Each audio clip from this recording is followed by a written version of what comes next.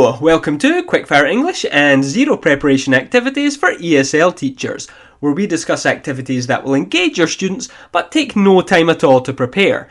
Today we have an entire 90-minute lesson that's fun, adaptable to different levels, hits almost every language skill and still requires no prep. So, let's see how it works. First, a lead-in. Put students into pairs to discuss questions about travel.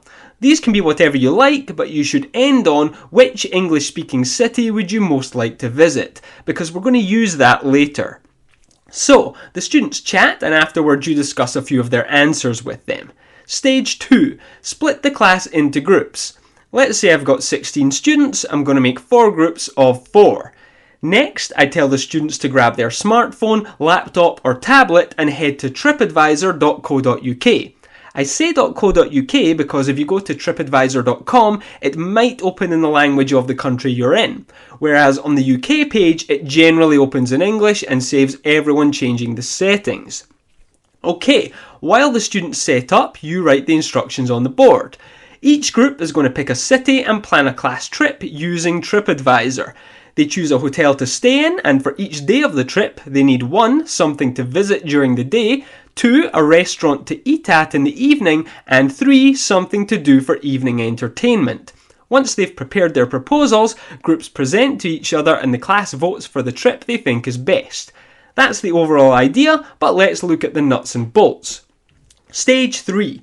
Give the groups half an hour to prepare their proposals, though you can vary the time for your class's needs. First, each group chooses a city, which is why we implanted that idea earlier. Once they've chosen, they enter the city into the Where To box and get a page like this. To find possible hotels, they'll click Hotels. To find activities, they'll click Things to Do, though they might also click Shopping. And to find restaurants, well, you know. Each section gives plenty of options, and these are easy for students to peruse and discuss. Because there are pictures as visual cues and there isn't much text, even lower levels can cope. But what if we want to scale up for higher levels? Well, we might give them a longer trip to plan in the same 30 minutes of discussion. For example, maybe I ask an A2 group to plan a 3-day city break, but a C1 group plans for 7 days. Another option is to set a budget. That gives students the added tasks of factoring in and negotiating expenses. A third option, which is my favourite, is requiring groups to support their proposals by referring to customer reviews for each activity, place or restaurant they choose. This means more reading, with authentic texts no less, and writing to take notes. Okay, the task begins and the students read and discuss. You work the room, helping and encouraging where necessary.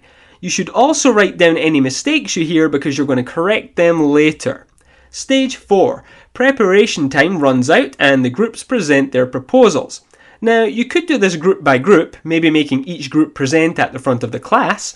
Personally though, I turn these things into an information exchange. So, I have my 4 groups of 4.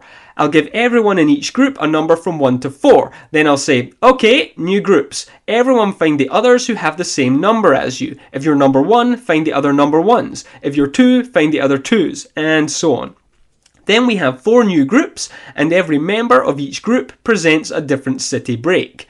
Now, if you do it this way, you have to tell the students in advance, so that even though they've prepared the trip as a group, they're ready to present the trip individually.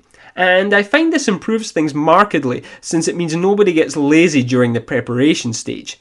Okay, students present and you listen, writing down any further mistakes. This will take various times depending on your group's level and the task settings you chose, so be mindful of that.